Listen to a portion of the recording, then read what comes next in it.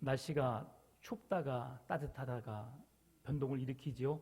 네, 그럴 때 더욱 건강을 붙잡으시길 바랍니다. 갑작스럽게 목요일, 금요일, 토요일 날 귀가 먹먹하더라고요. 딱 막혀서 잘 들리지가 않고 멍했습니다.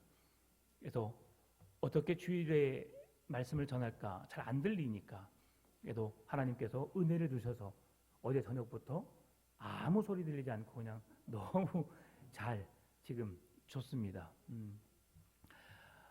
오늘 우리가 말씀을 계속해서 마태복음 강해로 말씀을 듣고 있습니다. 오늘 우리가 함께 읽은 14장 말씀 보게 되면 그 첫 단어가 그때에라고 말하고 있습니다. 그때에라고 하는 것은 어떤 때가 있었음을 말씀해주고 있는데요. 그때라고 하는 것은 앞의 상황과 연결된 말씀이라는 것을 우리에게 보여줍니다. 그래서 선지자이신 예수님께서 앞장에서 13장 하반절에서 고향의 나사렛에 가셨는데 그곳에서 배척을 당하셨어요. 예수님이 수많은 사람들에게 하나님의 아들로서 이 땅에 오셨지만 수많은 사람들은 그 예수님을 알아보지 못합니다. 그 하나님의 아들 되신 예수님을 믿으려 하지도 않습니다. 그가 선포한 복음 또한 무시합니다. 오늘 그 전에 그때에라고 말씀하는 그 상황을 오늘 우리에게 말씀하신 이유가 여기에 있습니다. 하나님의 아들이신 이 땅의 구원자로 오신 예수 그리스도가 태어난 지역에서, 동네에서, 고향 땅에서 인정을 받지 못하는 것이 그 시대에 팽배해진 현실임을 우리에게 말씀해 주고 있고요. 예수님이 그 사람들에게 그러한 어려움을 당했던 것처럼 오늘 말씀을 선포하고 있는 세례 요한의 삶이 그러함을 이야기해 주고 있습니다. 예수님과 세례 요한의 삶이 복음을 증거하고 하나님 나라를 선포하고 있지만 이 땅에 살고 있는 그 수많은 사람들이 그 복음을 거부하고 있고 받지 못함을 말씀해 주고 있는데요. 그것을 이야기해 주는 말씀이 마태복음 17장 12절 13절 말씀입니다. 내가 너희에게 말하노니 엘리야가 이미 왔으되 사람들이 알지 못하고 임의로 대우하였도다. 인자도 이와 같이 그들에게 고난을 받으리라 하시니 그제서야 제자들이 예수께서 말씀하신 것이 세례 요한인 줄 깨달으니라. 아멘. 이 말씀을 보게 되면 엘리야도 이야기하고 예수님도 이야기하고 세례 요한도 이야기하지요. 이 말씀만으로도 우리가 한 몇 시간을 우리가 살펴볼 수 있는 말씀입니다. 근데 오늘 이 말씀을 살펴보지 않고요. 이 말씀은 구약의 엘리야 선지자가 예언해 놓은 이 땅의 구원자이신 예수 그리스도의 오실 길을 예비하러 오는 자 세례 요한에 대한 예언의 말씀입니다. 세례 요한이 엘리야와 같은 모습으로 이 땅의 구원자이신 예수님을 소개할 것을 말씀해 주고 있는데요. 엘리야는 털이 많은 사람입니다. 그것을 입증하기 위해서 세례 요한이 약대 털 옷을 입었고요. 그리고 광야에 외치는 자의 소리가 있어라고 하는 말씀이 엘리야 선지자가 외쳤던 그 시대와 지금 세례 요한이 외치고 있는 상황을 동일한 선상에서 세례 요한이 엘리야의 예언의 말씀을 지금 이루고 있음을 성경에서 말씀해 주고 있는데 이 상황에 대해서는 나중에 기회가 되면 한 번 더 말씀을 드리도록 하겠습니다. 지금 세례 요한은 이 땅에 빛으로 오신 세상의 빛이신 예수님을 증언하고 있습니다. 그가 감당하고 있는 사역은 자기 자신을 드러내는 일이 아니었습니다. 그가 수고하고 땀 흘려 이른 아침부터 늦은 저녁까지 삶을 살아가고 있는데 그 하루의 삶이 자기의 삶에 자기의 행복을 위한 삶에 초점이 맞춰진 것이 아니라 철저하게 예수 그리스도께 맞춰져 있음을 말씀해 주고 있습니다. 우리가 잘 알고 있는 대로 세례 요한은 수많은 사람들이 그를 추종하고 따르는 그 땅에 오신 예수님과 같은 자로 여길 정도로 그를 믿고 따르는 자들이 많았습니다. 여러분을 지지하고 여러분을 후원하고 여러분을 믿고 따르는 사람들이 있다면 여러분은 어떻게 행하시겠습니까? 그럼에도 세례 요한은 교만하지 않았습니다. 그리고 그가 해야 할 일이 무엇인지 분명하게 알고 있었습니다. 그리고 그 사실만을 전하였지요. 너희들이 나를 그리스도가 아니냐, 엘리야가 아니냐, 선지자 중에 한 사람이 아니냐라고 말하지만 나는 그리스도가 아니라 그렇게 오늘 본문에 요한복음 1장에서 말씀해주고 있는데요. 특별히 그럼에도 그가 하는 말이 있습니다. 나는 내 뒤에 오실 이가 어떤 분이신지를 알기에 그의 신발끈 묶는 것조차도 감당하지 못할 자라고 겸손을 고백합니다. 여러분, 저는 이래서 세례 요한을 매우 좋아합니다. 제가 겸손하지는 않지만 겸손하려고 노력하는 중에 저는 세례 요한의 이러한 모습을 가장 아름다운 모습으로 보고 있습니다.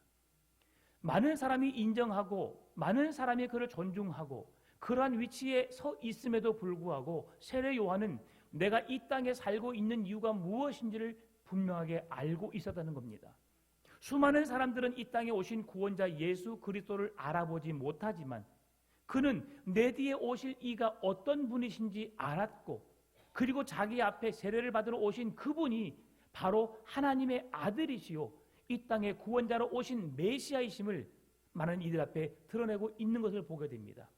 여러분, 이처럼 세례 요한은 매우 겸손한 자였고 영적으로 깨어서 하나님의 아들이신 예수님을 알아볼 수 있는 그런 믿음이 있는 자였음을 우리에게 말씀해 줍니다.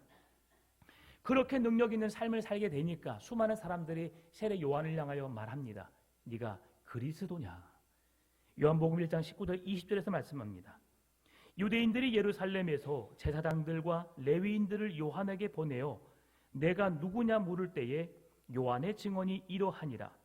요한이 드러내어 말하고 숨기지 아니하니 드러내어 하는 말이 나는 그리스도가 아니라 한데라고 하죠.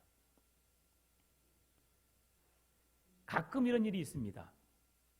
뭔가 아주 귀한 일을 했습니다. 그 귀한 일을 하는 데 있어서 내가 하지 않는 것이 아니라 나도 그곳에 함께 있었습니다. 그런데 주로 어떤 다른 한 사람이 그 일을 감당하는데 내가 그 일을 적극 도왔습니다. 그럴 때 사람들이 이야, 당신 참 대단하십니다. 귀한 일을 하셨습니다. 라고 했을 때에 아, 그러지요. 라고 수긍하고 싶을 때가 있습니다. 오늘 세례 요한의 모습이 그러지 않았을까 생각해 봅니다. 많은 사람들이 우러러보고 수많은 제자들이 생기고 그 수많은 무리들이 당신이 그리스도가 아니냐라고 묻는 물음에 그냥 조용히 웃으면서 넘어갈 수 있는 상황임에도 불구하고 그는 아님을 그대로 드러낼 수 있는 정직한 강직한 믿음의 사람이었음을 우리에게 말씀해주고 있습니다. 나는 그리스도가 아니라라고 분명하게 말씀하고 있는 거죠. 이것이 우리 그리스도인이 살아가는 삶의 방법 중에 하나입니다. 맞는 것은 맞다, 틀린 것은 틀리다고 말할 수 있는 사람이 진정한 그리스도인의 삶이어야 합니다. 세상에 속해 있으면서 세상의 불법을 자행하고 있는 그곳에 묻어 흘러가는 자가 아니라 아닌 것은 아니라고 말할 수 있는 우리 성도 되시기를 바랍니다. 그런데 이것을 아님을 아니라고 말하는 것도 지혜가 필요합니다. 사람의 마음을 상하게 하고 마음을 아프게 하면서 아니라고 말하는 것이 아니라 그것을 말함에 있어도 지혜롭게 다치지 않고 아파하지 않고 그것을 이해할 수 있도록 말하는 것이 분명 필요합니다. 오늘 우리 성도님들에게는 그런 지혜로운 삶이 우리의 삶 속에 나타나지기를 바랍니다. 사람들이 그래서 묻습니다. 나는 그리스도가 아니라고 말하니까 그러면 너는 엘리야냐 아니면 선지자냐 라고 묻습니다. 이에 세례 요한이 대답합니다. 이르되 나는 요한복음 1장 23절에서 이르되 나는 선지자 이사야의 말과 같이 주의 길을 곧게 하라고 광야에서 외치는 자의 소리로다 하니라. 아멘. 너 선지자냐 엘리야냐 라고 말했을 때에 그가 대답하기를 선지자 이사야의 말과 같이 그것을 내가 행하기 위해서 주의 길을 곧게 하기 위해서 나는 광야에 외치는 자의 소리일 뿐이다라고 말합니다. 그런데 여러분, 세례 요한은 자기 자신이 그냥 광야에 외치는 자의 소리라고 고백하고 있지만 세례 요한은 대단한 인물입니다. 마태복음 11장 7절 15절 말씀 보게 되면 세례 요한이 어떤 사람인지 말해줍니다. 여러분, 구약의 율법을 대표하는 사람이 누구이죠? 구약의 율법을 받은 사람 누구입니까? 모세입니다. 구약의 율법하면 모세가 최고의 율법으로 가장 율법의 사람, 요 모세를 들 수 있습니다. 그러면 선지자 중에 가장 위대한 선지자 하면 누구를 여러분 생각할 수 있습니까? 누구요? 예, 엘리야를 뽑습니다. 그 엘리야를 뽑는데 엘리야를 지금 이 세례 요한을 향하여서 그를 엘리야라고 말하고 선지자가 아니냐고 말하고 그리스도가 아니냐고 말을 하는 것은 그만큼 그의 사역이 그 지역 사회에 그렇게 나타났음을 말해줍니다. 세례 요한이 그렇게 흉내를 내려고 내가 그런 사람이란 걸 드러내기 위해서가 아니라 자기가 하는 일, 해야 할 일들을 그 직임을 감당하게 되니까 다름 아닌 사람들이 그렇게 자기를 바라보았다는 거죠. 그러면 왜 세례 요한이 그런 사람들에게 이미지를 형성할 수 있었을까? 성경은 세례 요한을 향해서 이렇게 말합니다.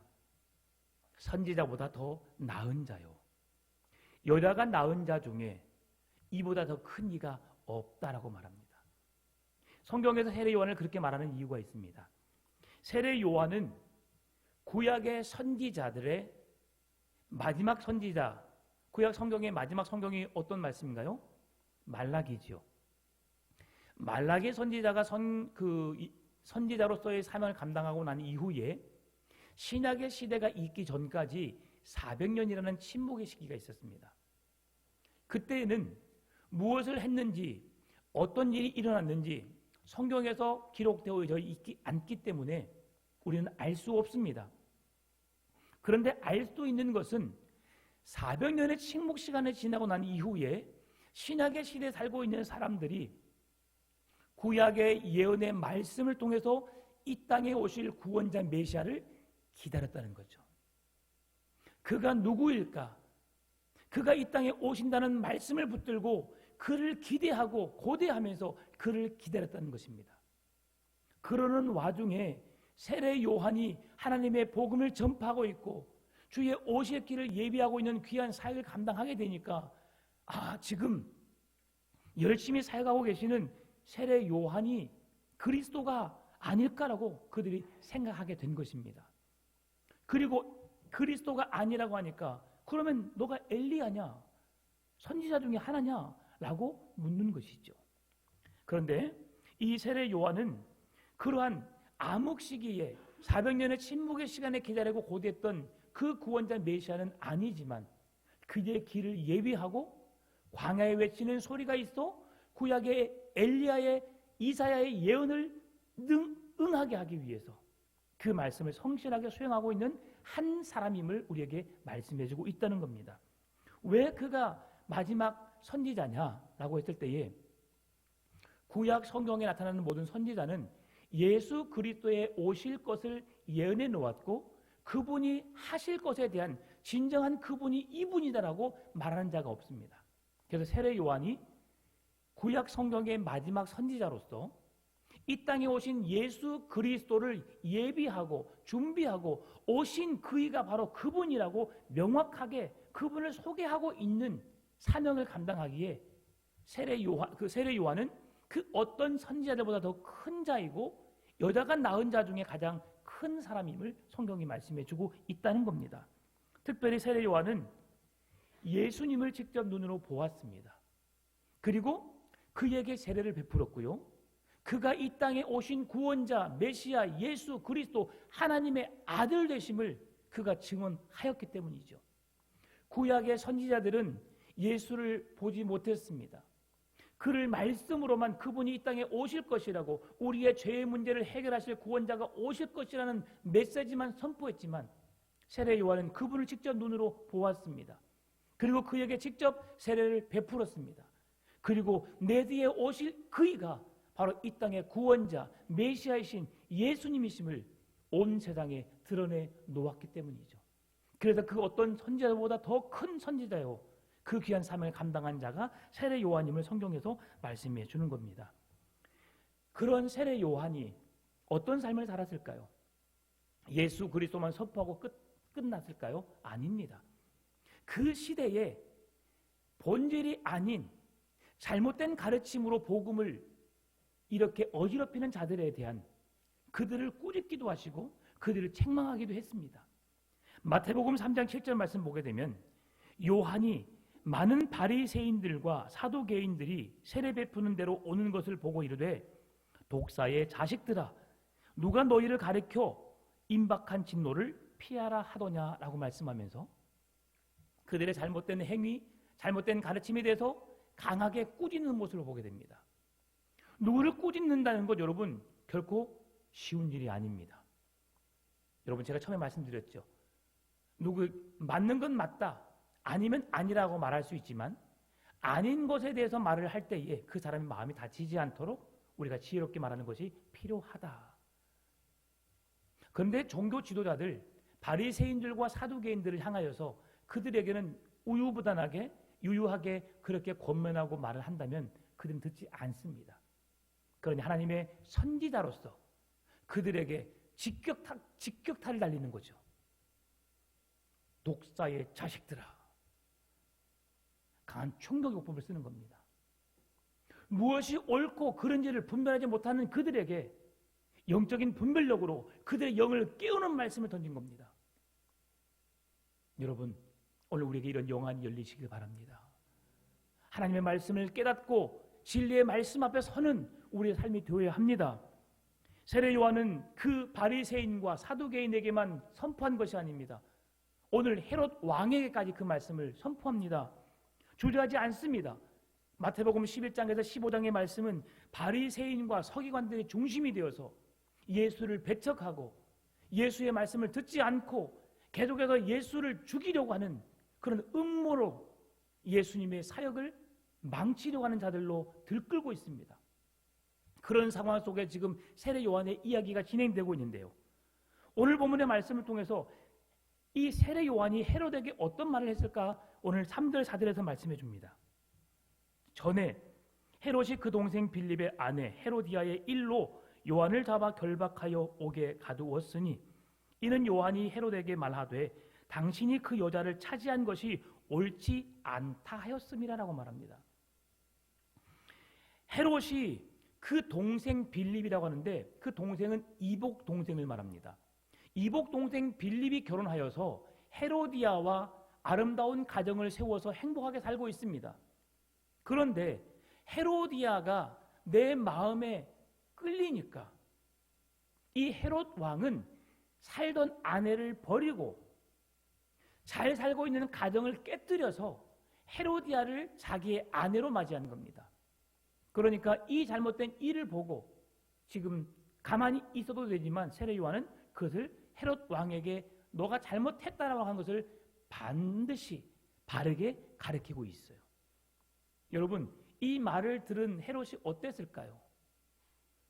누군가가 여러분에게 이런 말을 했다고 한번 생각해 보십시다. 내가 결정했고 내가 판단해서 나는 옳은 일이라 생각해서 이렇게 행했습니다. 내가 생각하기에는 내 관점에서는 그러나 누가 보더라도 그것은 잘못된 것이고 틀린 일입니다. 그랬을 때에 여러분이 그런 잘못된 행동에 대해서 잘못된 삶에 대해서 누군가가 나에게 지적한다고 할 때 여러분 어떻게 반응하시겠습니까? 당신 말씀이 옳습니다. 100번 옳습니다. 여러분 그렇게 바로 동의하십니까?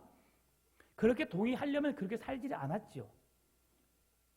그러니 우리의 마음에 뭐가 일어날까요? 분노가 일어나겠죠. 미움이 일어나겠죠. 내가 이 나라의 왕인데 감히 나에게 이런 말을 해? 네가 누구이기에 나에게 이런 말을 해? 내가 널 죽여버리겠어. 지금 헤롯이 그런 마음을 품은 거예요. 그런데 헤롯이 그 세례 요한을 죽일 수 없는 이유가 무엇입니까? 이스라엘의 수많은 백성들이 메시아를 대망하고 있습니다. 기다리고 있어요. 그리고 그 선지자 중에 한 사람인 세례 요한이 지금 복음을 선포하고 있으니까 수많은 유대인들이 종교 지도자들이 그를 따르고 있습니다. 그를 지지하고 있습니다. 그러니 그 나라의 왕이라 할지라도 함부로 할 수 없는 상황에 놓인 겁니다. 성경에 보게 되면 헤롯이라는 이름이 4번 등장합니다. 바로 4사람이라는 거죠. 가장 먼저 등장한 헤롯이라는 사람은 예수님이 유대 땅 베들레헴에 탄생하셨을 때에 목자들이 동방의 박사들이 그 왕을 경배하기 위해서 어떻게 합니까? 예루살렘으로 가서 그곳의 왕에게 묻습니다. 이 땅에 왕이 탄생하신다는데 그가 어디에서 태어나신지 아십니까? 여러분, 이 말이 좋은 말이에요, 안 좋은 말이에요? 지금 내가 이 나라의 왕인데 이 나라의 왕으로 오실 리가 다시 태어난다고 하니까 내가 곧 왕에서 물러나게 되잖아요. 그러니 헤롯이 기분 나쁠 수밖에 없죠. 그래서 이제 꼼수를 쓰죠. 내가 그가 어디에 태어났는지 바르게 말해주고 너희에 돌아오면서 나에게 그것을 말해달라. 그럼 나도 그에게 경배하겠다라고 꼼수를 씁니다. 뭐 하려고요? 죽이려고요. 그렇게 등장했던 사람이 첫 번째 헤롯입니다. 이는 헤롯 대왕이라고 말합니다. 이 사람을. 두 번째 등장한 사람이 오늘 본문에 등장한 세례 요한을 죽이는 그 일에 등장하는 인물입니다. 이는 헤롯 대왕의 아들로서 헤롯 안티파스라는 이름을 가지고 있습니다. 이는 복음서에 예수님의 탄생 사건에 등장한 헤롯 왕을 제외한 나머지 모든 사건 속에 등장한 헤롯이라는 이름은, 복음서에 나타난 이름은 바로 이 헤롯 안티파스의 이름을 거론하고 있는 겁니다. 그리고 세 번째 등장한 사람은 사도행전 12장에 나오는데요. 야고보 사도를 죽이고 베드로 사도를 옥에 가두겠던 사람 중에 한 사람입니다. 이 사람은 헤롯 대왕의 손자요 헤롯 안티파스의 아들인 헤롯 아그리파 1세입니다. 그의 인생 속에서 그는 얼마나 비참하게 죽었냐면 벌레에게 먹혀서 죽음을 맞이하게 됩니다. 참 그런 인생을 살게 되었어요. 그리고 마지막 네 번째 등장한 사람은 베드로 사도가 복음을 증거하고 난 이후에 옥에 갇혔을 때에 이제 베스도 총독이 그에게 신문합니다. 그에게 마지막 신문했을 때에 그 옆에서 너가 물으라고 했던 그 사람, 그 왕이 바로 헤롯인데요. 그의 이름은 헤롯 아그리파 2세입니다. 헤롯 아그리파 1세의 아들이죠. 그렇게 해서 이제 그 헤롯의 이름이 등장하고요. 오늘 본문은 헤롯 안티파스가 지금 세례 요한을 죽이고 있는 상황에 등장하는 헤롯을 이야기하고 있습니다. 왜 헤롯이 어떤 잘못을 했을까? 헤롯에게는 이복 동생인 이 빌립이라는 사람이 있었지요. 근데 이 빌립의 아내를 자기 아내로 맞이하기 위해서 이렇게 잘못된 일들을 행한 것입니다. 그 일들을 생각 없이가 아니라 그 사회의 질서를 세워가기 위한 모습으로 세례 요한이 공포한 거예요. 왕이 무너지면 모든 백성은 무너질 수밖에 없겠다고 생각했던 것 같습니다. 여러분, 교회를 사단이 공격할 때에 가장 먼저 공격하는 사람이 누구일까요? 담임 목사입니다. 담임 목사가 영적으로 깨어있지 못하면, 말씀 위에 굳게 서지 못하면 모든 성도들이 치명적인 영향을 받는 것은 한순간입니다. 그래서 사단은 교회를 어지럽힙니다. 계속 문제를 일으키고요. 목사와 장로가 싸우게 하고요. 어떤 일로 인해서 계속해서 교회의 문제를 일으킵니다. 왜 그렇습니까? 교회를 넘어뜨리기 위한 하나의 사단의 방법이죠. 그래서 여러분, 절대로 사단의 노름에 놀아나서는 안 됩니다. 교회가 굳건하게 서기 위해서 말씀이 선포되어지는 그 말씀을 통해서 우리가 은혜 받을 수 있는 마음을 달라고 기도해야 되고요. 또한 목회자는 그 말씀을 바르게 선포할 수 있는 영적인 분별력을 주셔서 말씀을 대언할 수 있는 능력을 주시라고 기도하셔야 합니다. 여러분, 오늘 오전의 말씀 보니까 헤롯이 요한을 죽이려 하되 무리가 그를 선지자로 여김으로 그들을 두려워하더니 라고 하면서 이 헤롯 왕이 세례 요한을 죽이는 것에는 어려움을 갖고 있었음을 보게 됩니다. 그런데 그의 아내인 헤로디아가 계속해서 헤롯에게 말했던 것 같습니다. 여보, 지금 세례 요한이 계속 눈에 거슬립니다. 내 눈에서 사라졌으면 좋겠어요. 그런데 그런 날이 온 겁니다. 헤롯의 생일 잔치가 이루어진 겁니다. 생일 잔치가 이루어지는 곳에 헤롯을 축하하기 위해서 각 지역 사회의 지방의 의원들이, 정치, 종교적인 지도자들이, 좀 힘 있는 자들이 그 잔치에 함께 참여했습니다. 그런데 그 연회 장소에서 사랑하는 딸이 춤을 추는 거예요. 얼마나 이쁩니까? 그 딸이 많은 사람들 앞에서 아버지의 생일을 축하하기 위해서 그렇게 뽐을 내고 있는데 아버지가 너무 기분이 좋은 거예요. 그래서 딸에게 말합니다. 딸아, 네가 원하는 것이 있으면 무엇이든지 내가 다 해주겠다. 헤롯은 이런 끔찍한 일이 있을 것이라고는 생각을 못했습니다. 그렇게 사랑스러운 딸이, 그렇게 이쁜 딸이 아빠 나 이걸 갖고 싶어요, 이걸 하고 싶어요, 단순하게 그런 기대 속에서 아마 말했던 것 같습니다. 누가복음을 보게 되면 헤롯이 너에게 나라의 재산의 절반이라도 내가 너에게 주겠다라고 선포합니다. 그만큼 딸이 얼마나 이뻤는지를 말해주고 있는데요. 그런데 그 딸이 끔찍한 결과를 가져오게 합니다. 그 딸이 그렇게 끔찍했는지는 알 수 없지만 이 헤로디아가 그 끔찍함을 시키게 되죠. 여러분, 이것은 매우 충격적인 일입니다. 만약 그 아이가 정말 순수하다면 이건 충격에서 헤어날 수 없는 일입니다. 한 사람의 생명을 그 자리에서 목을 잘라 수반에 담아서 어머니에게 갖다 드리는 일을 하라는 거죠. 전혀 모르는 사람을 우리가 얼굴을 대면하더라도 부담감이 있습니다. 그런데요, 교회에서 만난 사람들은 그렇게 선하고 아름답게 보입니다. 그렇지요? 네, 그렇다고 해주세요. 네, 정말 그렇습니다. 너무 사랑스러워요. 그런데 정말 목이 잘려진 사람이 그 사람을 내가 들고 내가 누군가에 갖다 줘야 된다 생각해 보십시다. 얼마나 끔찍하겠습니까? 헤롯은 사람들 앞에서 딸을 자랑하고 싶었습니다. 과시욕이 생겼습니다. 그래서 무엇이든지 네가 원하는 대로 다 해주겠다고 약속을 한 것이죠. 그런데 이 딸은 생각할 수 없는 일들을 하게 된 것입니다. 그게 무엇입니까? 세례 요한의 머리를 잘라서 지금 이 자리로 가져오라고 말합니다. 지금 이 상황은 헤롯 왕, 헤롯 안티파스의 가족 헤로디아와 그의 딸 살로멧과 함께 있는 그 상황이 아닙니다. 가족만 함께 있었다면 딸아 미안하다, 내가 그 소원만큼 못 들어주겠어 라고 물을 수 있었겠죠. 그런데 그 지명 인사들이 다 함께 했기 때문에 물을 수도 없는 상황입니다. 헤롯이 그렇게 세례 요한을 죽이고 싶었지만 오늘만큼은 그것이 아니라고 생각했던 것 같습니다. 그러나 딸과의 약속으로 인하여서 헤롯은 세례 요한을 죽여서 가지고 오라고 말합니다. 여러분, 어리석은 자는 항상 그의 삶의 불의한 모습으로 나타나는 것을 보게 되는데요. 어리석음은 그의 원인이고 불의는 그 결과로 나타나게 되는 것을 보게 됩니다. 오늘 우리의 삶이 얼마나 어리석은지, 아니면 정말 하나님 보시기에 지혜로운 삶을 살고 있는지를 여러분 한번 생각해 보십시오. 내 삶 속에 끊임없이 원인과 결과가 좋지 못하는 일들로 계속 반복되고 있습니까? 내가 생각하지 못한 일들로 계속 끊임없이 지속되고 있습니까? 여러분, 뭔가 우리에게 문제가 있음을 성경이 말씀해 주고 있는 겁니다. 과감하게 죄로부터 끊어야 합니다. 돌이켜야 합니다. 때로는 내가 잘 살고 있을지라도 그러한 어려움을 주신다면 하나님 나에게 무엇을 원하시는지 주께 물으셔야 합니다. 나의 어리석음을 지적할 때 여러분은 어떤 반응을 보이신가요? 다시 한번 묻습니다.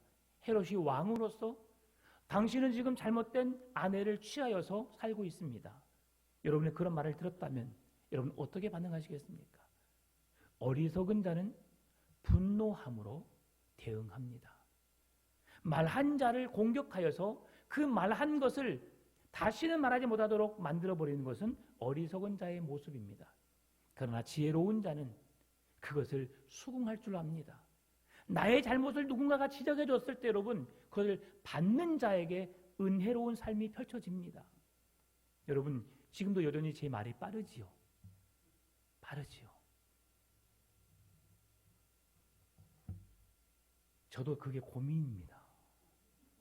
왜 그렇게 빠를까? 혀가 짧아서 그러나 혀를 쭉 잡아당겨서 여러 번 늘려보기도 했습니다. 안 되더라고요. 지금은 설교할 때 조금 더 신경 쓰니까 조금 덜 빠른 것 같지만 사석에서 말할 때는 제 스스로가 말이 버벅거릴 정도로 빠릅니다. 그걸 제가 알아요. 그런데요, 그런 저의 모습을 보고 제 아내가 항상 말합니다. 여보 너무 말이 빨라. 말이 빨라도 저는 하나님의 말씀을 전하는데 들어야지라는 마음이었습니다. 근데 아내가 딱 그 전곡을 찌르더라고요. 너무 말이 빨라서 무슨 말인지 아무것도 모르겠어라고 하는 거예요. 그 말을 듣자마자 제가 어떤 생각이 드는 줄 아십니까? 내가 이 말씀을 준비하기 위해서 몇 시간을 헌신했는데, 내가 몇 시간을 수고했는데 그 수고가 헛되단 말인가? 그런 마음에 화가 치밀어 오르더라고요. 그런데 조금 시간이 지나다 보니까 아, 그렇구나. 앞에서 1시간, 2시간 선포하는 것이 중요한 것이 아니라 한 말을 증거하더라도 성도 심령에 그 말씀이 새겨지고 말씀을 깨닫게 하는 것이 목사의 직임이구나. 그래서 여보 고마워. 앞으로는 내가 무슨 실수를 하면 무조건 나에게 말해줘.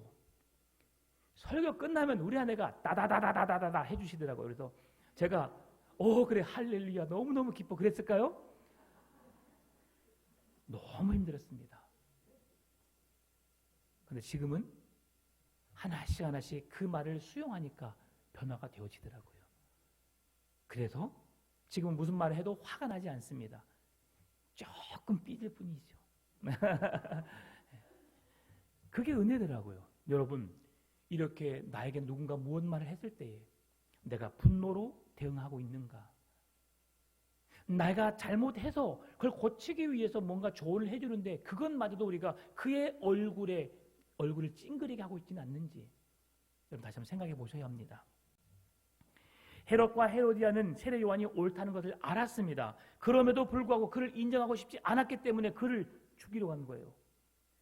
14장 8절, 9절, 10절, 11절 그가 제 어머니의 시킴을 듣고 이르되 세례 요한의 머리를 소반에 얹어 여기서 내게 주소서 하니 왕이 근심하나 자기가 맹세한 것과 그 함께 앉은 사람들 때문에 조라 명하고 사람을 보내어 옥에서 요한의 목을 베어 그 머리를 소반에 얹어서 그 소녀에게 주니 그가 자기 어머니에게로 가져가니라. 아멘. 헤롯은 자기가 뱉은 말을 주워 담지 못하고 그것 때문에 이런 끔찍한 일을 저지른 겁니다. 여러분 아무리 절대 권력을 가진 왕이라 할지라도 자기가 할 수 있는 일이 있고 할 수 없는 일이 있습니다. 해도 되는 일이 있고 해서는 안 되는 일이 있습니다. 그런데 왕이라는 권력의 힘을 가진 자로서 하지 말아야 할 일을 해서는 안 되는 일을 지금 가차없이 그냥 아무 생각 없이 저지르고 있습니다. 이 일로 인해서 그는 그 나라의 왕으로서 권한을 가지고 무엇이든지 할 수 있어서 하나님의 말씀을 증거하는 주의 길을 예비하는 세례 요한을 죽이기까지 했습니다. 그런 반면 세례 요한은 아무런 힘이 없는 자로서 그가 제사장임에도 불구하고 타락한 제사장의 무리에 서지 않기 위해서 광야에서 이사야 선지자의 예언의 말씀을 응하게 하기 위해서 광야에 외치는 자의 소리가 되어서 내 뒤에 오실 구원자 메시아이신 예수 그리스도를 소개하면서 모든 영광은 오직 하나님께 돌리며 그곳에서 밤낮 가리지 않고 복음을 전하는 세례 요한, 그 힘 있는 자에 의해서 처형을 당함으로 죽음으로 그의 인생이 패배의 인생 같지만 결국 그가 패배하지 않았음을 오늘 성경은 말씀해 주는 겁니다. 헤롯 왕은 예수를 믿지 않았기 때문에 그를 받아들이지 않았기 때문에 그는 왕으로서 진정 승리한 자처럼 보이지만 자기의 문제를 지적한 사람을 처단함으로 인하여서 그가 자유한 것 같지만 그는 결국 하나님의 심판대 앞에 서서 그는 심판을 받을 것입니다. 그가 행한 것에 대해서 믿음 없음에 대해서 하나님이 심판하실 때에 그는 그 심판을 이겨내지 못하고 심히 울며 통곡하며 영원한 저주의 대상인 지옥불에 떨어질 수밖에 없다는 것을 우리는 알아야 합니다.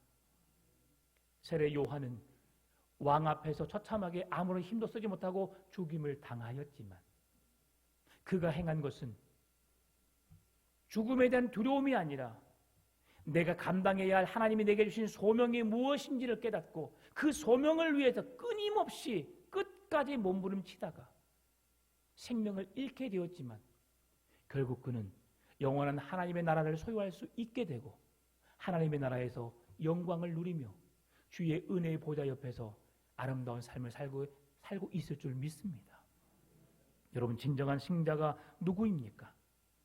오늘 세례 요한을 통해서 주의 길을 예비하기 위해 이 땅에 소명을 가지고 끝까지 생명을 바쳐 헌신했던 세례 요한처럼 여러분, 하나님을 바라볼 수 있기를 바랍니다. 종교 지도자들, 정치인들은 예수를 바라보지 못했습니다. 그를 믿지 않았습니다. 영접하지도 않았습니다. 그럼에도 세례 요한 한 사람만큼은 그가 이 땅에 오신 구원자요, 우리의 메시아요, 하나님의 아들이신 예수님을 선포할 수 있었고 그분을 증언할 수 있었습니다. 오늘 그렇게 주의 손에 붙잡힌 바 되어서 쓰임받는 여러분 삶이 되시기를 주의 이름으로 축원합니다. 참도신 아버지 하나님, 감사합니다. 몸은 죽여도 영혼은 죽일 수 없는 자를 두려워하는 삶이 아니라 영혼까지도 지옥에 멸할 수 있는 하나님을 두려워하는 믿음을 갖게 하여 주옵소서. 그래서 하나님이 주신 구원의 은혜를 누리며 온전한 믿음으로 승리하며 나아갈 수 있도록 주님 인도하여 주옵소서. 감사합니다. 살아계신 예수님의 이름으로 기도드립니다. 아멘.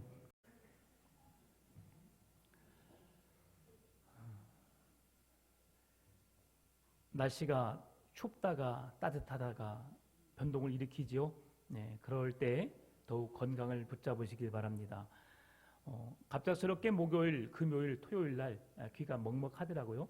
네, 딱 막혀서 잘 들리지가 않고 멍했습니다.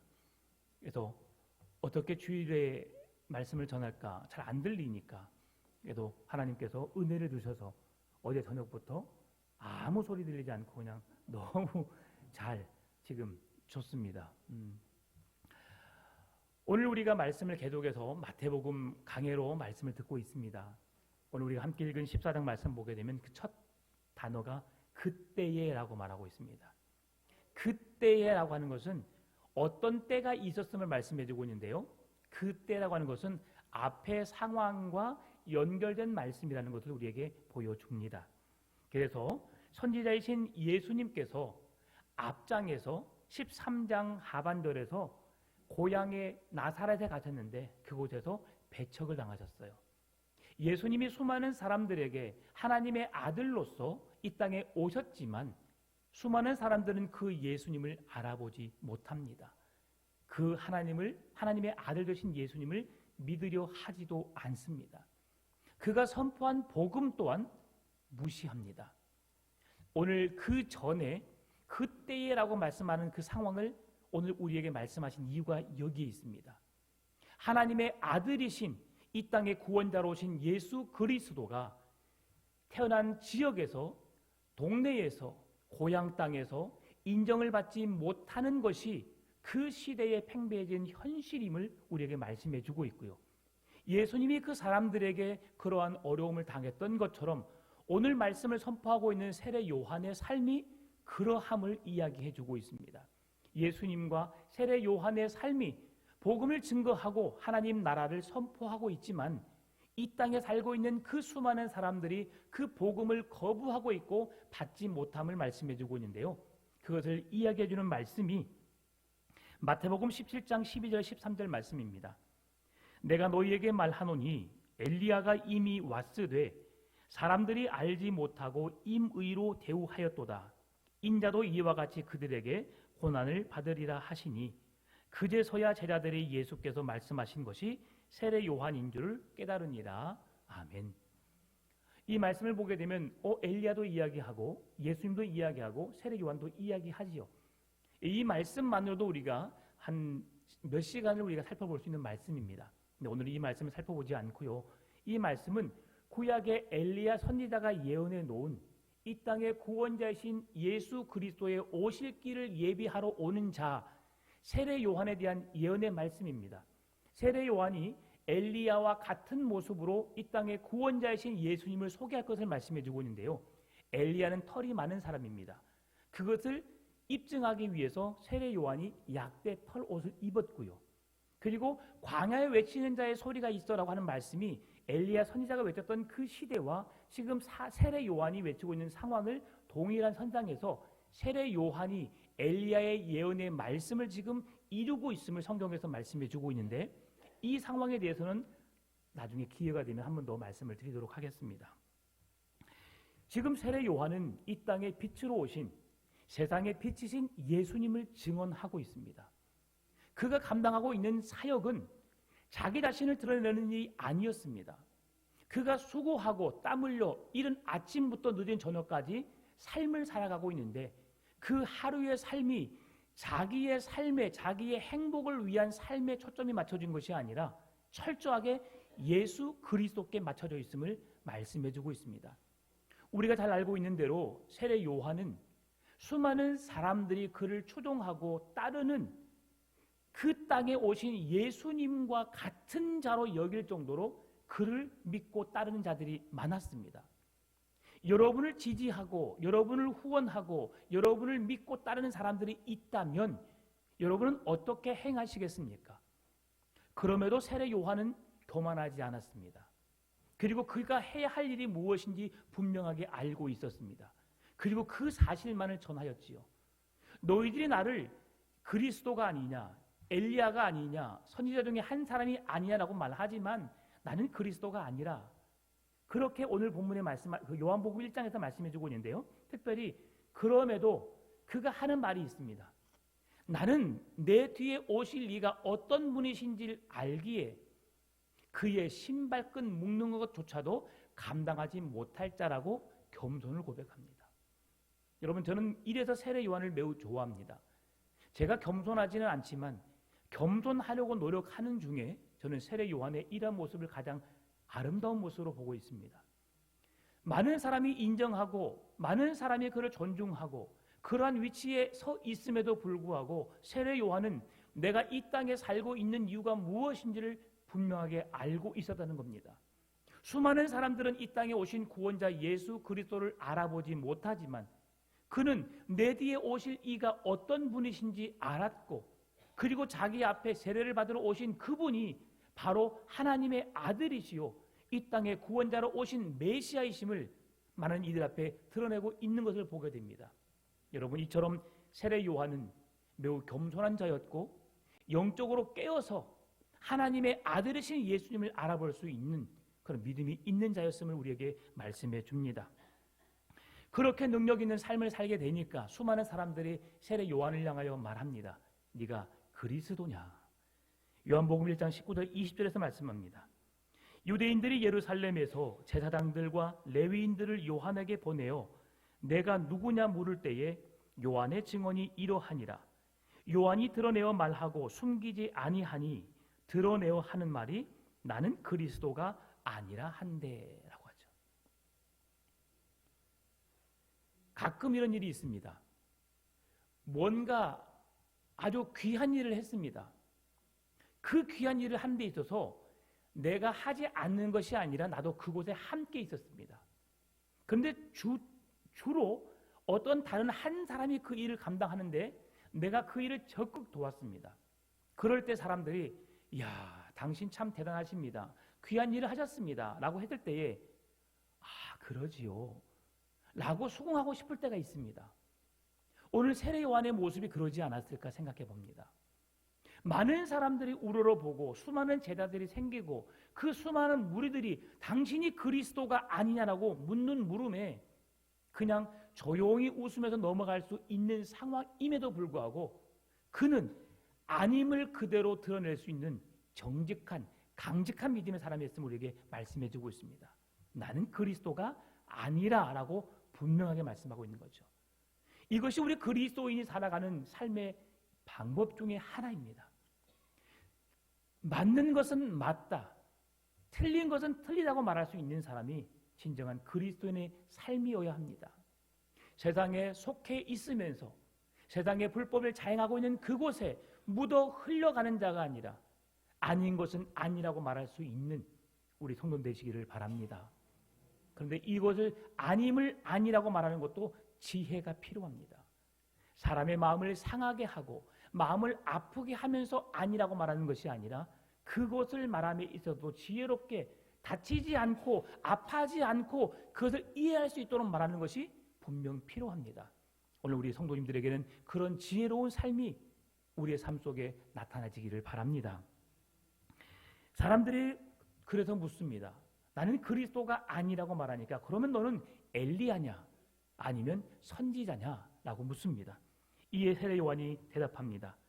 이르되 나는, 요한복음 1장 23절에서 이르되 나는 선지자 이사야의 말과 같이 주의 길을 곧게 하라고 광야에서 외치는 자의 소리로다 하니라. 아멘. 너 선지자냐 엘리야냐 라고 말했을 때에 그가 대답하기를 선지자 이사야의 말과 같이 그것을 내가 행하기 위해서 주의 길을 곧게 하기 위해서 나는 광야에 외치는 자의 소리일 뿐이다라고 말합니다. 그런데 여러분, 세례 요한은 자기 자신이 그냥 광야에 외치는 자의 소리라고 고백하고 있지만 세례 요한은 대단한 인물입니다. 마태복음 11장 7절 15절 말씀 보게 되면 세례 요한이 어떤 사람인지 말해줍니다.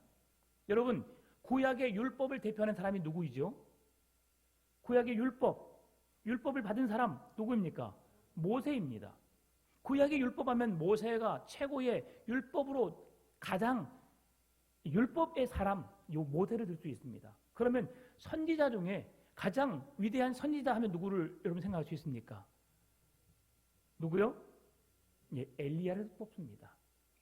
그 엘리야를 뽑는데 엘리야를 지금 이 세례 요한을 향하여서 그를 엘리야라고 말하고 선지자가 아니냐고 말하고 그리스도가 아니냐고 말을 하는 것은 그만큼 그의 사역이 그 지역 사회에 그렇게 나타났음을 말해줍니다. 세례 요한이 그렇게 흉내를 내려고 내가 그런 사람이란 걸 드러내기 위해서가 아니라 자기가 하는 일, 해야 할 일들을 그 직임을 감당하게 되니까 다름 아닌 사람들이 그렇게 자기를 바라보았다는 거죠. 그러면 왜 세례 요한이 그런 사람들에게 이미지를 형성할 수 있었을까?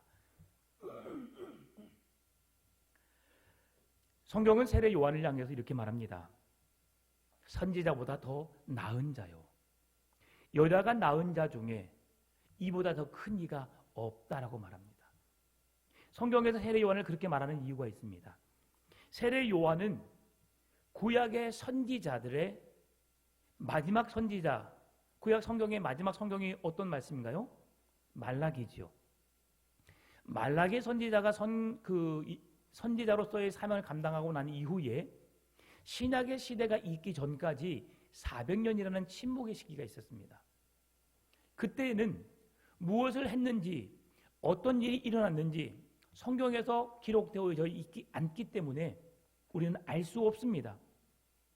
그런데 알 수 있는 것은 400년의 침묵 시간을 지나고 난 이후에 신약의 시대에 살고 있는 사람들이 구약의 예언의 말씀을 통해서 이 땅에 오실 구원자 메시아를 기다렸다는 거죠. 그가 누구일까? 그가 이 땅에 오신다는 말씀을 붙들고 그를 기대하고 고대하면서 그를 기다렸다는 것입니다. 그러는 와중에 세례 요한이 하나님의 복음을 전파하고 있고 주의 오실 길을 예비하고 있는 귀한 사역을 감당하게 되니까 지금 열심히 사역하고 계시는 세례 요한이 그리스도가 아닐까라고 그들이 생각하게 된 것입니다. 그리고 그리스도가 아니라고 하니까 그러면 너가 엘리야냐? 선지자 중에 하나냐? 라고 묻는 것이죠.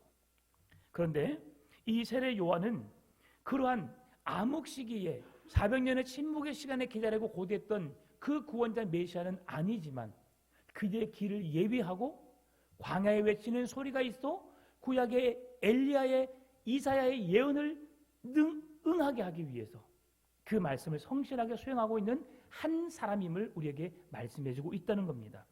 왜 그가 마지막 선지자냐라고 했을 때에 구약 성경에 나타나는 모든 선지자는 예수 그리스도의 오실 것을 예언해 놓았고 그분이 하실 것에 대한 진정한 그분이 이분이다라고 말하는 자가 없습니다. 그래서 세례 요한이 구약 성경의 마지막 선지자로서 이 땅에 오신 예수 그리스도를 예비하고 준비하고 오신 그이가 바로 그분이라고 명확하게 그분을 소개하고 있는 사명을 감당하기에 세례 요한은 그 어떤 선지자들보다 더 큰 자이고 여자가 낳은 자 중에 가장 큰 사람임을 성경이 말씀해주고 있다는 겁니다. 특별히 세례 요한은 예수님을 직접 눈으로 보았습니다. 그리고 그에게 세례를 베풀었고요. 그가 이 땅에 오신 구원자 메시아 예수 그리스도 하나님의 아들 되심을 그가 증언하였기 때문이죠. 구약의 선지자들은 예수를 보지 못했습니다. 그를 말씀으로만 그분이 이 땅에 오실 것이라고, 우리의 죄의 문제를 해결하실 구원자가 오실 것이라는 메시지만 선포했지만, 세례 요한은 그분을 직접 눈으로 보았습니다. 그리고 그에게 직접 세례를 베풀었습니다. 그리고 내 뒤에 오실 그이가 바로 이 땅의 구원자 메시아이신 예수님이심을 온 세상에 드러내 놓았기 때문이죠.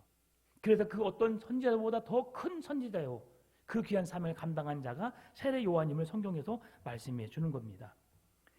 그런 세례 요한이 어떤 삶을 살았을까요? 예수 그리스도만 선포하고 끝났을까요? 아닙니다. 그 시대에 본질이 아닌 잘못된 가르침으로 복음을 이렇게 어지럽히는 자들에 대한 그들을 꾸짖기도 하시고 그들을 책망하기도 했습니다. 마태복음 3장 7절 말씀 보게 되면, 요한이 많은 바리새인들과 사두개인들이 세례 베푸는 대로 오는 것을 보고 이르되, 독사의 자식들아, 누가 너희를 가르쳐 임박한 진노를 피하라 하더냐라고 말씀하면서 그들의 잘못된 행위, 잘못된 가르침에 대해서 강하게 꾸짖는 모습을 보게 됩니다. 누구를 꾸짖는다는 것, 여러분, 결코 쉬운 일이 아닙니다. 여러분, 제가 처음에 말씀드렸죠. 누구 맞는 건 맞다, 아니면 아니라고 말할 수 있지만 아닌 것에 대해서 말을 할 때에 그 사람의 마음이 다치지 않도록 우리가 지혜롭게 말하는 것이 필요하다. 그런데 종교 지도자들, 바리새인들과 사두개인들을 향하여서 그들에게는 우유부단하게 유유하게 그렇게 권면하고 말을 한다면 그들은 듣지 않습니다. 그러니 하나님의 선지자로서 그들에게 직격탄을 날리는 거죠. 독사의 자식들아, 강한 총격요법을 쓰는 겁니다. 무엇이 옳고 그른지를 분별하지 못하는 그들에게 영적인 분별력으로 그들의 영을 깨우는 말씀을 던진 겁니다. 여러분, 오늘 우리에게 이런 영안이 열리시길 바랍니다. 하나님의 말씀을 깨닫고 진리의 말씀 앞에 서는 우리의 삶이 되어야 합니다. 세례 요한은 그 바리새인과 사두개인에게만 선포한 것이 아닙니다. 오늘 헤롯 왕에게까지 그 말씀을 선포합니다. 주저하지 않습니다. 마태복음 11장에서 15장의 말씀은 바리새인과 서기관들의 중심이 되어서 예수를 배척하고 예수의 말씀을 듣지 않고 계속해서 예수를 죽이려고 하는 그런 음모로 예수님의 사역을 망치려고 하는 자들로 들끓고 있습니다. 그런 상황 속에 지금 세례 요한의 이야기가 진행되고 있는데요. 오늘 본문의 말씀을 통해서 이 세례 요한이 헤롯에게 어떤 말을 했을까? 오늘 3절 4절에서 말씀해 줍니다. 전에 헤롯이 그 동생 빌립의 아내 헤로디아의 일로 요한을 잡아 결박하여 옥에 가두었으니 이는 요한이 헤롯에게 말하되 당신이 그 여자를 차지한 것이 옳지 않다 하였음이라라고 말합니다. 헤롯이 그 동생 빌립이라고 하는데 그 동생은 이복 동생을 말합니다. 이복 동생 빌립이 결혼하여서 헤로디아와 아름다운 가정을 세워서 행복하게 살고 있습니다. 그런데 헤로디아가 내 마음에 끌리니까 이 헤롯 왕은 살던 아내를 버리고 잘 살고 있는 가정을 깨뜨려서 헤로디아를 자기의 아내로 맞이하는 겁니다. 그러니까 이 잘못된 일을 보고 지금 가만히 있어도 되지만 세례 요한은 그것을 헤롯 왕에게 너가 잘못했다라고 한 것을 반드시 바르게 가르치고 있어요. 여러분, 이 말을 들은 헤롯이 어땠을까요? 누군가가 여러분에게 이런 말을 했다고 한번 생각해 보십시다. 내가 결정했고 내가 판단해서 나는 옳은 일이라 생각해서 이렇게 행했습니다. 내가 생각하기에는, 내 관점에서는. 그러나 누가 보더라도 그것은 잘못된 것이고 틀린 일입니다. 그랬을 때에 여러분이 그런 잘못된 행동에 대해서, 잘못된 삶에 대해서 누군가가 나에게 지적한다고 할 때 여러분 어떻게 반응하시겠습니까? 당신 말씀이 옳습니다. 100번 옳습니다. 여러분 그렇게 바로 동의하십니까? 그렇게 동의하려면 그렇게 살지 않았죠. 그러니 우리의 마음에 뭐가 일어날까요? 분노가 일어나겠죠. 미움이 일어나겠죠. 내가 이 나라의 왕인데 감히 나에게 이런 말을 해? 네가 누구이기에 나에게 이런 말을 해? 내가 널 죽여버리겠어. 지금 헤롯이 그런 마음을 품은 거예요. 그런데 헤롯이 그 세례 요한을 죽일 수 없는 이유가 무엇입니까? 이스라엘의 수많은 백성들이 메시아를 대망하고 있습니다. 기다리고 있어요. 그리고 그 선지자 중에 한 사람인 세례 요한이 지금 복음을 선포하고 있으니까 수많은 유대인들이, 종교 지도자들이 그를 따르고 있습니다. 그를 지지하고 있습니다. 그러니 그 나라의 왕이라 할지라도 함부로 할 수 없는 상황에 놓인 겁니다. 성경에 보게 되면 헤롯이라는 이름이 4번 등장합니다. 바로 4사람이라는 거죠. 가장 먼저 등장한 헤롯이라는 사람은 예수님이 유대 땅 베들레헴에 탄생하셨을 때에 목자들이, 동방의 박사들이 그 왕을 경배하기 위해서 어떻게 합니까? 예루살렘으로 가서 그곳의 왕에게 묻습니다. 이 땅에 왕이 탄생하신다는데 그가 어디에서 태어나신지 아십니까? 여러분, 이 말이 좋은 말이에요, 안 좋은 말이에요? 지금 내가 이 나라의 왕인데 이 나라의 왕으로 오실 리가 다시 태어난다고 하니까 내가 곧 왕에서 물러나게 되잖아요. 그러니 헤롯이 기분 나쁠 수밖에 없죠. 그래서 이제 꼼수를 쓰죠. 그가 어디에 태어났는지 바르게 말해주고 너희에게 돌아오면서 나에게 그것을 말해달라. 그럼 나도 그에게 경배하겠다라고 꼼수를 씁니다. 뭐 하려고요? 죽이려고요. 그렇게 등장했던 사람이 첫 번째 헤롯입니다. 이는 헤롯 대왕이라고 말합니다. 이 사람을. 두 번째 등장한 사람이 오늘 본문에 등장한 세례 요한을 죽이는 그 일에 등장하는 인물입니다. 이는 헤롯 대왕의 아들로서 헤롯 안티파스라는 이름을 가지고 있습니다. 이는 복음서에 예수님의 탄생 사건에 등장한 헤롯 왕을 제외한 나머지 모든 사건 속에 등장한 헤롯이라는 이름은, 복음서에 나타난 이름은 바로 이 헤롯 안티파스의 이름을 거론하고 있는 겁니다. 그리고 세 번째 등장한 사람은 사도행전 12장에 나오는데요. 야고보 사도를 죽이고 베드로 사도를 옥에 가두겠던 사람 중에 한 사람입니다. 이 사람은 헤롯 대왕의 손자요 헤롯 안티파스의 아들인 헤롯 아그리파 1세입니다. 그의 인생 속에서 그는 얼마나 비참하게 죽었냐면 벌레에게 먹혀서 죽음을 맞이하게 됩니다. 참 그런 인생을 살게 되었어요. 그리고 마지막 네 번째 등장한 사람은 베드로 사도가 복음을 증거하고 난 이후에 옥에 갇혔을 때에 이제 베스도 총독이 그에게 신문합니다. 그에게 마지막 신문했을 때에 그 옆에서 너가 물으라고 했던 그 사람, 그 왕이 바로 헤롯인데요. 그의 이름은 헤롯 아그리파 2세입니다. 헤롯 아그리파 1세의 아들이죠. 그렇게 해서 이제 그 헤롯의 이름이 등장하고요. 오늘 본문은 헤롯 안티파스가 지금 세례 요한을 죽이고 있는 상황에 등장하는 헤롯을 이야기하고 있습니다.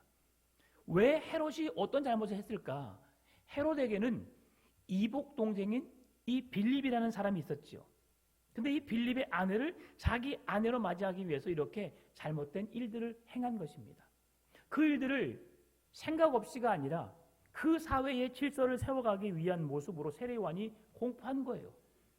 왕이 무너지면 모든 백성은 무너질 수밖에 없겠다고 생각했던 것 같습니다. 여러분, 교회를 사단이 공격할 때에 가장 먼저 공격하는 사람이 누구일까요? 예, 담임 목사입니다. 담임 목사가 영적으로 깨어있지 못하면, 말씀 위에 굳게 서지 못하면 모든 성도들이 치명적인 영향을 받는 것은 한순간입니다. 그래서 사단은 교회를 어지럽힙니다. 계속 문제를 일으키고요. 목사와 장로가 싸우게 하고요. 어떤 일로 인해서 계속해서 교회의 문제를 일으킵니다. 왜 그렇습니까? 교회를 넘어뜨리기 위한 하나의 사단의 방법이죠. 그래서 여러분, 절대로 사단의 노름에 놀아나서는 안 됩니다. 교회가 굳건하게 서기 위해서 말씀이 선포되어지는 그 말씀을 통해서 우리가 은혜 받을 수 있는 마음을 달라고 기도해야 되고요. 또한 목회자는 그 말씀을 바르게 선포할 수 있는 영적인 분별력을 주셔서 말씀을 대언할 수 있는 능력을 주시라고 기도하셔야 합니다. 여러분, 오늘 오전의 말씀 보니까 헤롯이 요한을 죽이려 하되 무리가 그를 선지자로 여김으로 그들을 두려워하더니라고 하면서 이 헤롯 왕이 세례 요한을 죽이는 것에는 어려움을 갖고 있었음을 보게 됩니다. 그런데 그의 아내인 헤로디아가 계속해서 헤롯에게 말했던 것 같습니다. 여보, 지금 세례 요한이 계속 눈에 거슬립니다. 내 눈에서 사라졌으면 좋겠어요. 그런데 그런 날이 온 겁니다. 헤롯의 생일 잔치가 이루어진 겁니다. 생일 잔치가 이루어지는 곳에 헤롯을 축하하기 위해서 각 지역 사회의 지방의 의원들이, 정치, 종교적인 지도자들이, 좀 힘 있는 자들이 그 잔치에 함께 참여했습니다. 그런데 그 장소에서 사랑하는 딸이 춤을 추는 거예요. 얼마나 이쁩니까? 그 딸이 많은 사람들 앞에서 아버지의 생일을 축하하기 위해서 그렇게 뽐을 내고 있는데 아버지가 너무 기분이 좋은 거예요. 그래서 딸에게 말합니다. 딸아, 네가 원하는 것이 있으면 무엇이든지 내가 다 해주겠다. 헤롯은 이런 끔찍한 일이 있을 것이라고는 생각을 못했습니다. 그렇게 사랑스러운 딸이, 그렇게 이쁜 딸이 아빠 나 이걸 갖고 싶어요. 이걸 하고 싶어요. 단순하게 그런 기대 속에서 아마 말했던 것 같습니다. 누가복음을 보게 되면 헤롯이 너에게 나라의 재산의 절반이라도 내가 너에게 주겠다라고 선포합니다. 그만큼 딸이 얼마나 이뻤는지를 말해주고 있는데요. 그런데 그 딸이 끔찍한 결과를 가져오게 합니다. 그 딸이 그렇게 끔찍했는지는 알 수 없지만 이 헤로디아가 그 끔찍함을 시키게 되죠. 여러분, 이것은 매우 충격적인 일입니다. 만약 그 아이가 정말 순수하다면 이건 충격에서 헤어날 수 없는 일입니다. 한 사람의 생명을 그 자리에서 목을 잘라 수반에 담아서 어머니에게 갖다 드리는 일을 하는 거죠. 전혀 모르는 사람을 우리가 얼굴을 대면하더라도 부담감이 있습니다. 그런데요, 교회에서 만난 사람들은 그렇게 선하고 아름답게 보입니다. 그렇지요? 네, 그렇다고 해주세요. 네, 정말 그렇습니다. 너무 사랑스러워요. 그런데 정말 목이 잘려진 사람이 그 사람을 내가 들고 내가 누군가에 갖다 줘야 된다 생각해 보십시다. 얼마나 끔찍하겠습니까? 헤롯은 사람들 앞에서 딸을 자랑하고 싶었습니다. 과시욕이 생겼습니다. 그래서 무엇이든지 네가 원하는 대로 다 해주겠다고 약속을 한 것이죠. 그런데 이 딸은 생각할 수 없는 일들을 하게 된 것입니다. 그게 무엇입니까? 세례 요한의 머리를 잘라서 지금 이 자리로 가져오라고 말합니다. 지금 이 상황은 헤롯 왕, 헤롯 안티파스의 가족 헤로디아와 그의 딸 살로멧과 함께 있는 그 상황이 아닙니다. 가족만 함께 있었다면 딸아 미안하다. 내가 그 소원만큼 못 들어주겠어. 라고 물을 수 있었겠죠. 그런데 그 지명 인사들이 다 함께 했기 때문에 물을 수도 없는 상황입니다. 헤롯이 그렇게 세례 요한을 죽이고 싶었지만 오늘만큼은 그것이 아니라고 생각했던 것 같습니다. 그러나 딸과의 약속으로 인하여서 헤롯은 세례 요한을 죽여서 가지고 오라고 말합니다. 여러분, 어리석은 자는 항상 그의 삶의 불의한 모습으로 나타나는 것을 보게 되는데요. 어리석음은 그의 원인이고 불의는 그 결과로 나타나게 되는 것을 보게 됩니다. 오늘 우리의 삶이 얼마나 어리석은지 아니면 정말 하나님 보시기에 지혜로운 삶을 살고 있는지를 여러분 한번 생각해 보십시오. 내 삶 속에 끊임없이 원인과 결과가 좋지 못하는 일들로 계속 반복되고 있습니까? 내가 생각하지 못한 일들로 계속 끊임없이 지속되고 있습니까? 여러분, 뭔가 우리에게 문제가 있음을 성경이 말씀해 주고 있는 겁니다. 과감하게 죄로부터 끊어야 합니다. 돌이켜야 합니다. 때로는 내가 잘 살고 있을지라도 그러한 어려움을 주신다면 하나님 나에게 무엇을 원하시는지 주께 물으셔야 합니다. 나의 어리석음을 지적할 때 여러분은 어떤 반응을 보이신가요? 다시 한번 묻습니다. 헤롯이 왕으로서 당신은 지금 잘못된 아내를 취하여서 살고 있습니다. 여러분이 그런 말을 들었다면 여러분 어떻게 반응하시겠습니까? 어리석은 자는 분노함으로 대응합니다. 말한 자를 공격하여서 그 말한 것을 다시는 말하지 못하도록 만들어버리는 것은 어리석은 자의 모습입니다. 그러나 지혜로운 자는 그것을 수긍할 줄 압니다. 나의 잘못을 누군가가 지적해 줬을 때 여러분, 그것을 받는 자에게 은혜로운 삶이 펼쳐집니다. 여러분, 지금도 여전히 제 말이 빠르지요? 빠르지요. 저도 그게 고민입니다. 왜 그렇게 빠를까? 혀가 짧아서 그러나 혀를 쭉 잡아당겨서 여러 번 늘려보기도 했습니다. 안 되더라고요. 지금은 설교할 때 조금 더 신경 쓰니까 조금 덜 빠른 것 같지만 사석에서 말할 때는 제 스스로가 말이 버벅거릴 정도로 빠릅니다. 그걸 제가 알아요. 그런데요, 그런 저의 모습을 보고 제 아내가 항상 말합니다. 여보, 너무 말이 빨라. 말이 빨라도 저는 하나님의 말씀을 전하는데 들어야지라는 마음이었습니다. 근데 아내가 딱 그 전곡을 찌르더라고요. 너무 말이 빨라서 무슨 말인지 아무것도 모르겠어라고 하는 거예요. 그 말을 듣자마자 제가 어떤 생각이 드는 줄 아십니까? 내가 이 말씀을 준비하기 위해서 몇 시간을 헌신했는데, 내가 몇 시간을 수고했는데 그 수고가 헛되단 말인가? 그런 마음에 화가 치밀어 오르더라고요.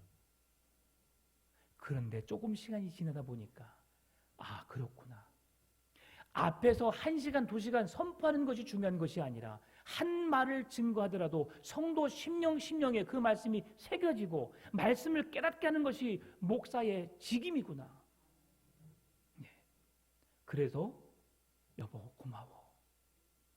앞으로는 내가 무슨 실수를 하면 무조건 나에게 말해줘. 설교 끝나면 우리 아내가 다다다다다다다 해주시더라고요. 그래서 제가 그래, 할렐루야, 너무너무 기뻐. 그랬을까요? 너무 힘들었습니다.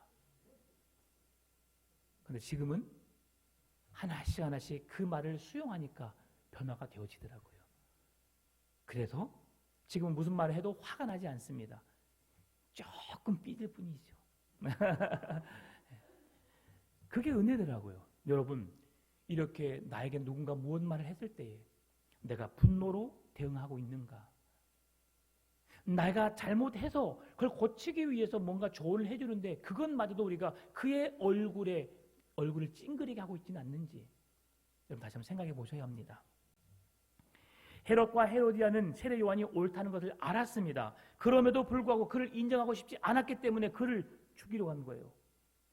14장 8절, 9절, 10절, 11절 그가 제 어머니의 시킴을 듣고 이르되 세례 요한의 머리를 소반에 얹어 여기서 내게 주소서 하니 왕이 근심하나 자기가 맹세한 것과 그 함께 앉은 사람들 때문에 조라 명하고 사람을 보내어 옥에서 요한의 목을 베어 그 머리를 소반에 얹어서 그 소녀에게 주니 그가 자기 어머니에게로 가져가니라. 아멘. 헤롯은 자기가 뱉은 말을 주워 담지 못하고 그것 때문에 이런 끔찍한 일을 저지른 겁니다. 여러분, 아무리 절대 권력을 가진 왕이라 할지라도 자기가 할 수 있는 일이 있고 할 수 없는 일이 있습니다. 해도 되는 일이 있고 해서는 안 되는 일이 있습니다. 그런데 왕이라는 권력의 힘을 가진 자로서 하지 말아야 할 일을, 해서는 안 되는 일을 지금 가차없이 그냥 아무 생각 없이 저지르고 있습니다. 이 일로 인해서 그는 그 나라의 왕으로서 권한을 가지고 무엇이든지 할 수 있어서 하나님의 말씀을 증거하는 주의 길을 예비하는 세례 요한을 죽이기까지 했습니다. 그런 반면 세례 요한은 아무런 힘이 없는 자로서 그가 제사장임에도 불구하고 타락한 제사장의 무리에 서지 않기 위해서 광야에서 이사야 선지자의 예언의 말씀을 응하게 하기 위해서 광야에 외치는 자의 소리가 되어서 내 뒤에 오실 구원자 메시아이신 예수 그리스도를 소개하면서 모든 영광은 오직 하나님께 돌리며 그곳에서 밤낮 가리지 않고 복음을 전하는 세례 요한, 그 힘 있는 자에 의해서 처형을 당함으로 죽음으로 그의 인생이 패배의 인생 같지만 결국 그가 패배하지 않았음을 오늘 성경은 말씀해 주는 겁니다. 헤롯 왕은 예수를 믿지 않았기 때문에, 그를 받아들이지 않았기 때문에 그는 왕으로서 진정 승리한 자처럼 보이지만 자기의 문제를 지적한 사람을 처단함으로 인하여서 그가 자유한 것 같지만 그는 결국 하나님의 심판대 앞에 서서 그는 심판을 받을 것입니다. 그가 행한 것에 대해서, 믿음 없음에 대해서 하나님이 심판하실 때에 그는 그 심판을 이겨내지 못하고 심히 울며 통곡하며 영원한 저주의 대상인 지옥불에 떨어질 수밖에 없다는 것을 우리는 알아야 합니다. 세례 요한은 왕 앞에서 처참하게 아무런 힘도 쓰지 못하고 죽임을 당하였지만 그가 행한 것은 죽음에 대한 두려움이 아니라 내가 감당해야 할 하나님이 내게 주신 소명이 무엇인지를 깨닫고 그 소명을 위해서 끊임없이 끝까지 몸부림치다가 생명을 잃게 되었지만 결국 그는 영원한 하나님의 나라를 소유할 수 있게 되고 하나님의 나라에서 영광을 누리며 주의 은혜의 보좌 옆에서 아름다운 삶을 살고 있을 줄 믿습니다. 여러분, 진정한 승자가 누구입니까? 오늘 세례 요한을 통해서 주의 길을 예비하기 위해 이 땅에 소명을 가지고 끝까지 생명을 바쳐 헌신했던 세례 요한처럼 여러분, 하나님을 바라볼 수 있기를 바랍니다. 종교 지도자들, 정치인들은 예수를 바라보지 못했습니다. 그를 믿지 않았습니다. 영접하지도 않았습니다. 그럼에도 세례 요한 한 사람만큼은 그가 이 땅에 오신 구원자요, 우리의 메시아요, 하나님의 아들이신 예수님을 선포할 수 있었고 그분을 증언할 수 있었습니다. 오늘 그렇게 주의 손에 붙잡힌 바 되어서 쓰임받는 여러분 삶이 되시기를 주의 이름으로 축원합니다. 참도신 아버지 하나님, 감사합니다. 몸은 죽여도 영혼은 죽일 수 없는 자를 두려워하는 삶이 아니라 영혼까지도 지옥에 멸할 수 있는 하나님을 두려워하는 믿음을 갖게 하여 주옵소서. 그래서 하나님이 주신 구원의 은혜를 누리며 온전한 믿음으로 승리하며 나아갈 수 있도록 주님 인도하여 주옵소서. 감사합니다. 살아계신 예수님의 이름으로 기도드립니다. 아멘.